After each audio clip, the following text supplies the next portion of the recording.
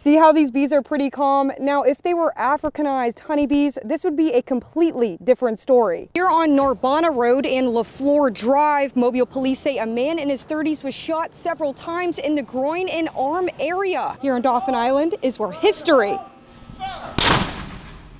is coming to life. We're going to be doing something that you hardly could ever do here in Mobile. Sledding. The suspect shot by U.S. Marshals was wanted in a murder case in Orlando, Florida. I met a couple yesterday that was from California. I've met people who are from Louisiana. I've met people all throughout the United States at these parades coming to just come to the birthplace of Mardi Gras. Mobile Police Chief William Jackson says to decrease those numbers in 2025, MPD will need to work on conflict resolution, especially within our youth.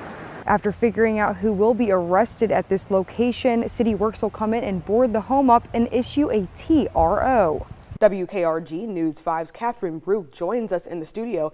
And Kathryn, as shocking as the discovery was, a neighbor told you they feared something like this could happen. That's right, Akivia. A neighbor we spoke with says there have been warning signs for years leading up to the death of 70-year-old Diane Trest. This home along Beverly Road, neighbors say was known for trouble. There's always been issues next door. Ever since I've lived here, the cops have been there. Cheryl Edwards has lived on Beverly Road for 10 years. After moving in, Edwards met her neighbor, Diane Trest. We chatted across the fence. I mean, she told me about her children, her sons and her daughters and her grandchildren, and she said they're troubled. Edwards didn't think anything of it, but her concern for Trest started to grow over the years. She'd come over, she'd have cuts on her, bruises. I mean, she'd say the dogs did it. I said, Diane, that's not from the dogs. And we kept telling her, they're gonna kill you one day. They're gonna drug you or kill you. Despite the warnings, Edwards wasn't prepared for what took place Saturday night when she saw Trest's granddaughter running towards her home. She's coming up the porch and she shoves me. I killed my grandma. I just killed my grandma. Give me your keys. Give me your car. I need to get out of here. The confession. Camera recording. Caught on camera. My grandma. Get out! Get out! She shoves me and I shove her back. Get out! Well, I shove her down and she goes down and I get my mop right there and I start beating her with my mop. Get! So she finally jumps off the porch. But 18-year-old Jalen Maya Lupton came back. Help me! Help! And broke into Edwards' home. Finally, one deputy showed up so they could start CPR on her, but she was already gone, you know. Yeah, it was horrible. Edwards said Trest was lying on her front steps, allegedly beaten to death by her granddaughter. The rubber mallet was laying right there and her face was just obliterated. A loss of life that should have never happened. This is senseless. How can somebody do this to your grandparent that has raised you practically your entire life?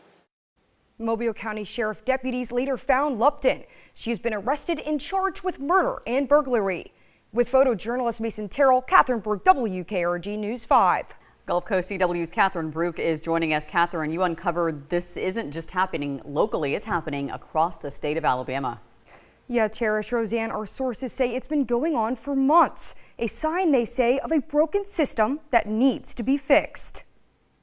These walls hide a midnight secret. I mean, they're sleeping in hallways, they're sleeping on air mattresses. Foster children, already with no place to go, forced to sleep inside an office building. A foster parent who asked to remain anonymous says she heard about children staying overnight at the Department of Human Resources office on Airport Boulevard in Mobile. But it didn't become real until she heard it firsthand from a child. He was brought in and was told they were making calls to see if they could find placement for this child.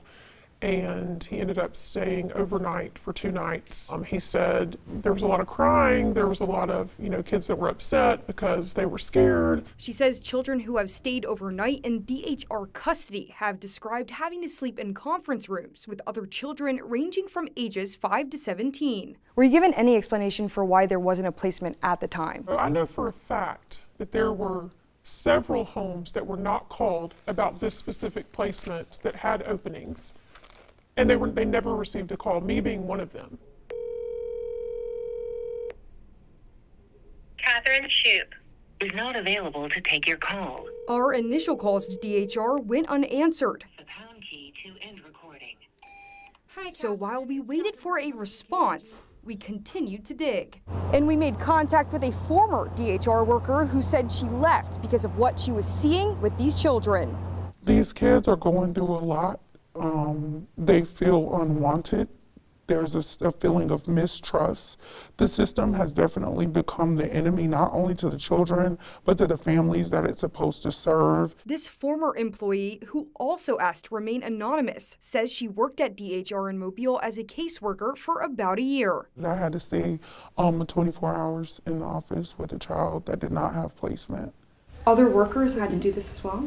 Yes. She says DHR needs to own up to this. When you expose something, you have to have accountability. Nobody wants to take that accountability. That's why no one will speak up. No one wants to say anything. Everyone complains, everyone's afraid, but no one's bold enough to step forward and say, these are the problems, how do we fix them? Problems that aren't just impacting the children in the foster care system, but also the workers. You can't plan a day as a case manager because you don't know what you're going to encounter when you go to work. Children come into care, children leave out of care. It's just very chaotic. Their motto is everyone leaves. And that puts a lot of pressure on the worker. There's a lot of burnout. Fostering Together Gulf Coast is a local nonprofit organization that provides free school supplies and clothing to foster children. So we keep new packs of socks. Rachel Webb, executive director of Fostering Together, has been a foster mother for 12 years. After years of fostering, Webb says the crisis is clear. I think the children in our community need them to say yes. And just it's evidenced by the number of children that are having to sleep at the department right now. That they're, we need homes for these kids to go to. Webb says she doesn't know how to fix the foster care system as a whole, but to make a change is to give these children a chance. When I get overwhelmed by all the things that are going wrong, that's what I go back to, is the child in front of me. That's who I need to help. It took about 3 days for DHR Alabama to send us a statement saying, a small number of youths who have been difficult to place have remained in the building overnight temporarily, while the appropriate placement is being sought. They go on to say, traditional foster homes cannot provide the care and services they need due to violent, criminal, and mental health issues. Reporting in the studio, Kathryn Bruch, Gulf Coast CW News at 9. As News 5's Kathryn Bruch reports, some stores are shutting down. It's heartbreaking, it hurts. It's been 2 weeks since Alabama's ban on smokable hemp and new limits on gummies took effect. Governor Kay Ivey signed the law on May 14th, giving hemp store owners just a month to comply. We was all hoping that, we had till January, to stay in, and that way, we can get rid of our inventory and hopefully, be able to put some funds back to, start over. Just last week, if you were driving along Sage Avenue, you'd probably see the American Cannabis Company open. But on Monday, the store had to close. Sean King had been the owner since October of 2021. He says the quick turnaround left store owners like himself and their customers without any answers or options. From the customers, all I kept hearing was, Sean, what am I going to do?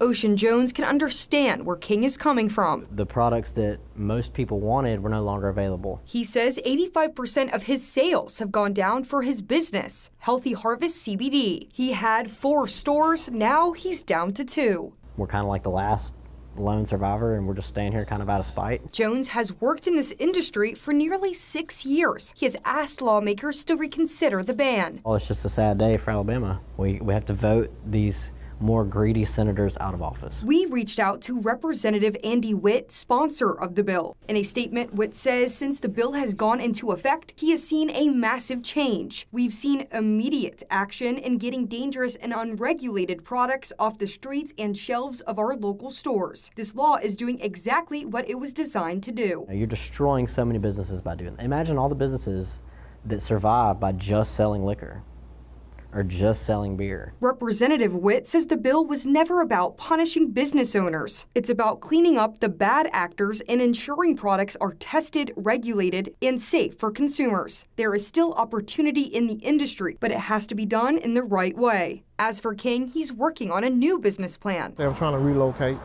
to a different state. About all I can do right now is try. In Mobile, Kathryn Bruch, WKRG News 5.